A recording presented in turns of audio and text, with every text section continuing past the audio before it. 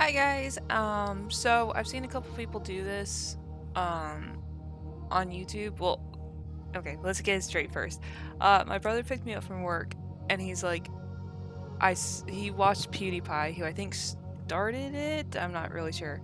And he asked me, "What are my 9 games that like define me? Not my favorite, but like really had an impact on me." So of course he asked me, of course we started thinking about it, and he made his list and I made mine, and then I figured why not share it, cuz it seems cool, right? Cuz it's completely different than what like my favorite games would be. We make that list, and then of course I took it one step farther and I said movies, but it's honestly any like YouTube, TV show, cartoon, like anything like that that you watch. I made a list of that, and then I made a list of books, and in books I did like the manga and the comics and anything that you read. So it's like the reading material that defined me, and then the things that I watched that define me, and then I did the games that define me. So I thought I'd share my game list of the 9 that I have. So first off, I have Space Invaders on the PS1.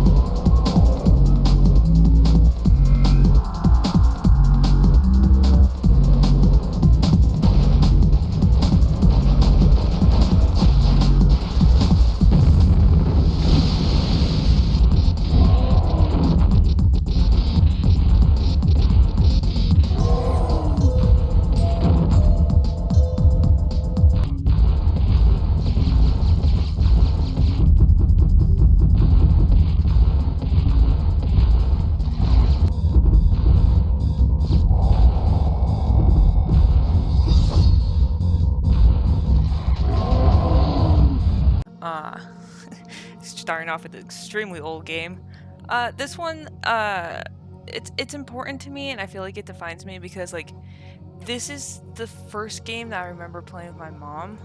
And my parents are not gamers, which is probably gonna be surprising because like most of these are on my list because I play them with my family. But if you know me, I'm very family um oriented. Is that the right word? I'm very close to my family, and I do, like I've said before, family is everything to me, so maybe it's not that surprising that, that's on my list. But no, Alien Isolation is the first, like, PS1 game, that I remember playing with my family, even just, like, being able to play with 2 people instead of just being one.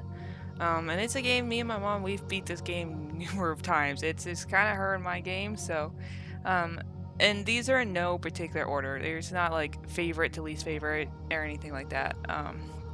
So going right along, we have Crash Team Racing.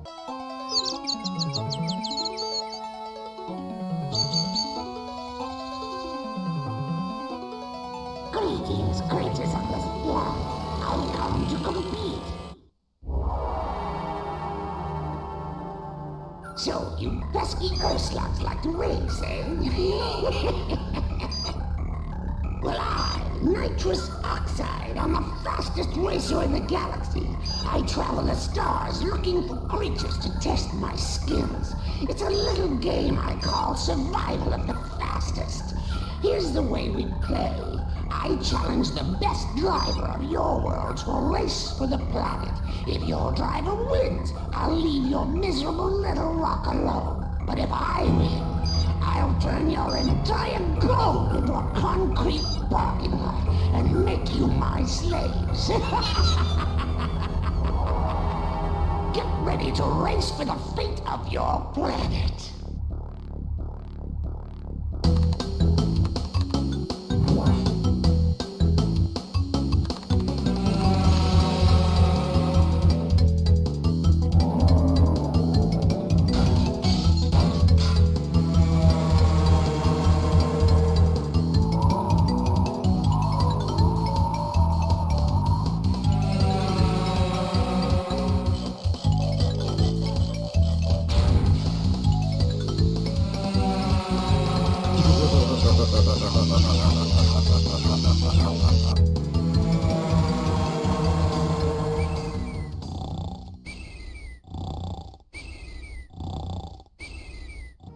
Again, this is, I feel, defies me because it's the game me and my dad played. And we have raced so much that I almost can 100% guarantee that I have memorized all the tracks. I know where all the shortcuts are and stuff like that. But it's a game me and him played. We've both done it where it's just like the story mode. And then we've done it where we've just raced each other and done the battles against each other. And then we got the remastered version where we did it all over again and we 100% did all that. So yeah. And then once again, Rocket League.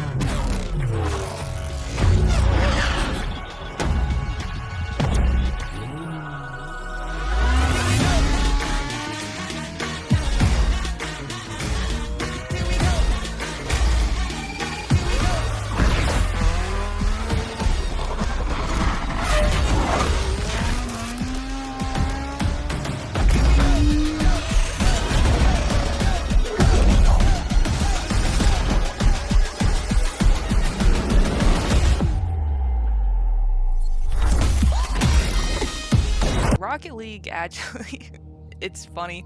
Again, it's mine and mom's game. Like Space Invaders is our very old game. It's like the first game I remember playing with her. Or Rocket League is a game that we've been playing for a couple years now. She comes into my room because I have my PS5 set up over here, and that's this. Well, I mean, we have it on all of our systems, but that's the one she likes to use because she likes the controller. And she'll come in here and she's like, hey, can I play Rocket League? Is that gonna bother you? And I'm like, no, I'll just put on my headset. And so she'll sit here for hours playing Rocket League and practicing and getting good. And, you know, we probably play like once a day. For a good couple hours, we'll play Rocket League. So that's definitely on my list. This one probably surprises some people. This is Harry Potter, Hogwarts Mystery. Congratulations. We are pleased to inform you that you have been accepted at Hogwarts School of Witchcraft and Wizardry.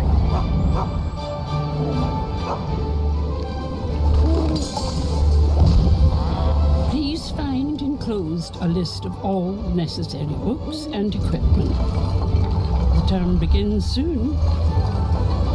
We will be awaiting your owl.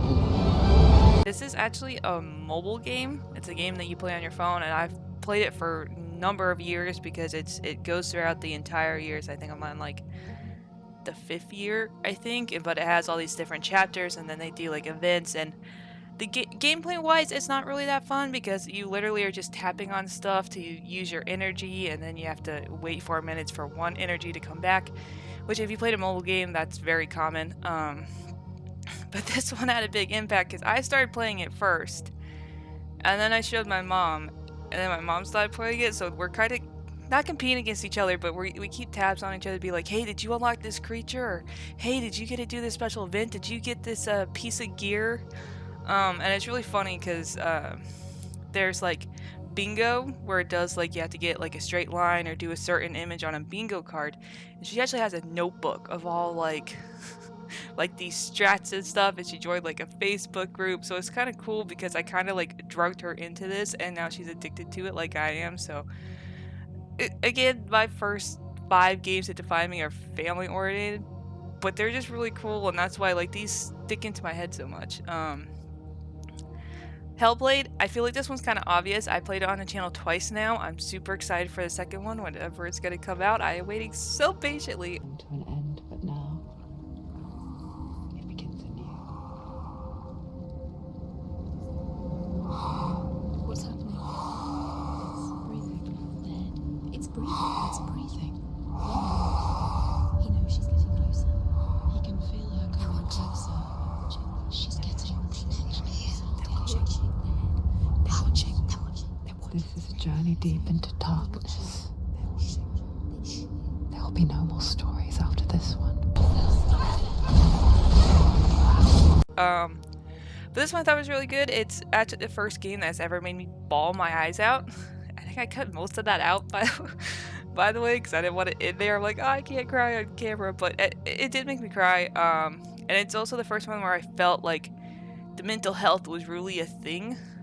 Instead of just being like, oh, it's a creepy horror game, it actually felt like it was dealing more with our head than just trying to be scary. So I feel like that one's pretty obvious. Monster Hunter.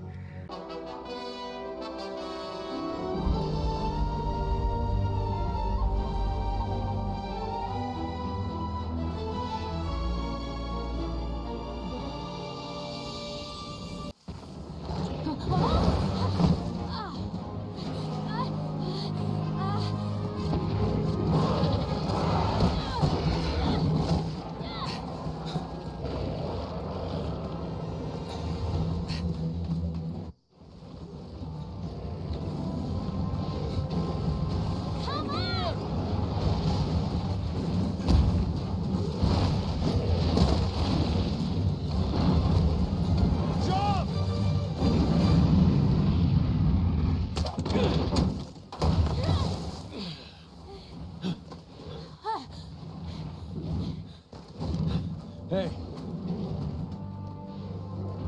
You alright? let's go. Okay. Again, this one is because of family. It's the game that me and my brother play. We played it off and on for a couple years now. We've gone into, what's it called? The Ice DLC. I don't know, I can't think of it. We've gone into the ice one, but that's one that he actually introduced me to. And then I don't enjoy playing this game by myself. I do not play it by myself at all. The only time I play is with him, because that's the only way I find it fun. I don't really like playing with like the strangers and stuff, but that's our game that we've been playing off and on for a couple years. Whoops, didn't mean to do that. Asgard's Wrath. Again, I feel like this one's kind of obvious if you watch the channel.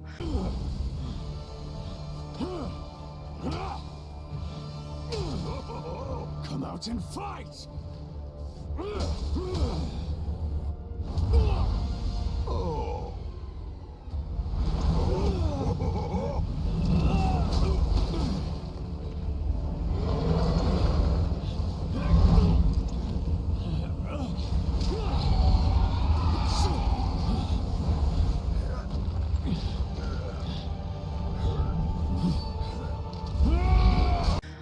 So this is the first VR game that actually felt like a game. Like, I love VR. It's probably my favorite system, if I'm being honest. I think it's a really cool concept, and I hope it develops more into like being able to interact with everything.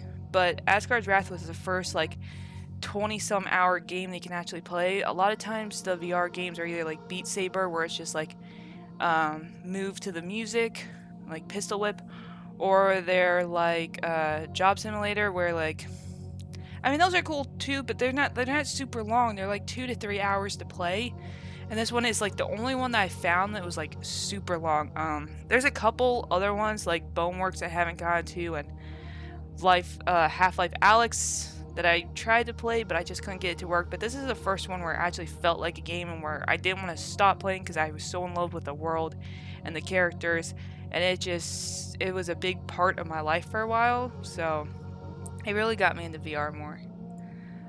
Mass Effect. Well, what about Shepard? She grew up in the colonies. She knows how tough life can be out there. Her parents were killed when slavers attacked Mindwar.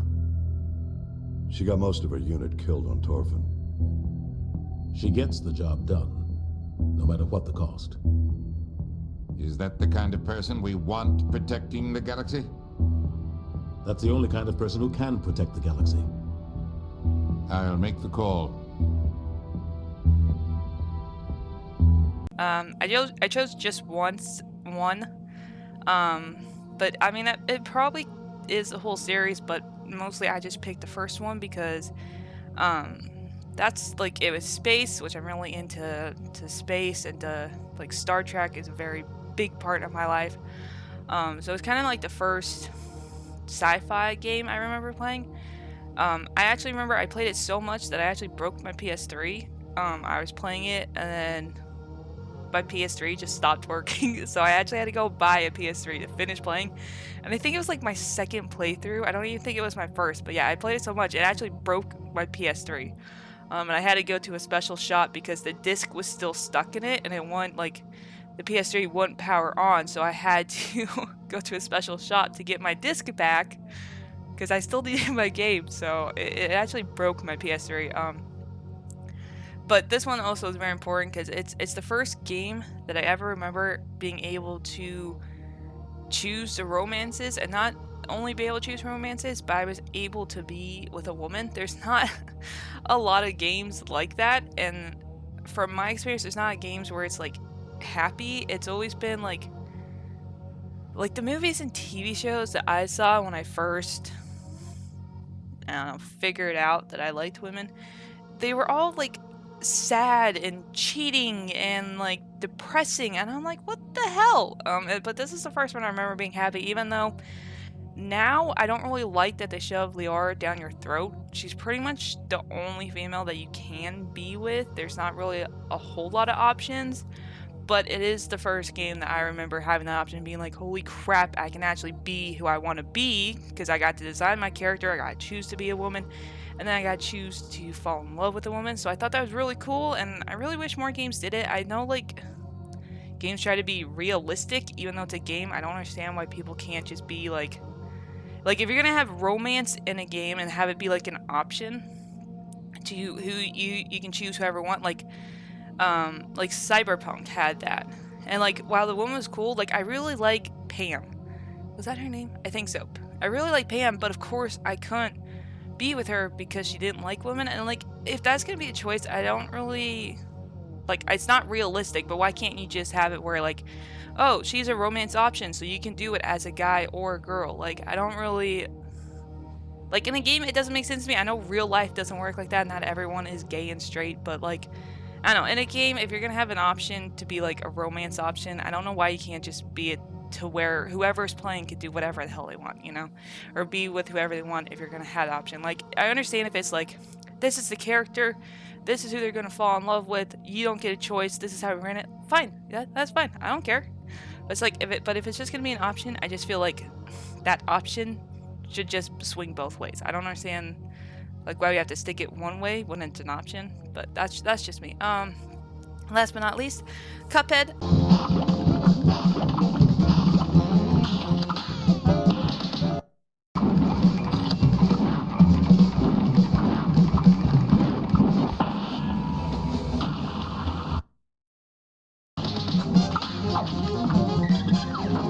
I also feel like this isn't a surprise. I did play it on the channel. I also played it with my brother, and I am impatiently waiting for the DLC for this. But yeah, Cuphead was because my brother, but more so because like just the art style and the music. God, the King Dice music is so good.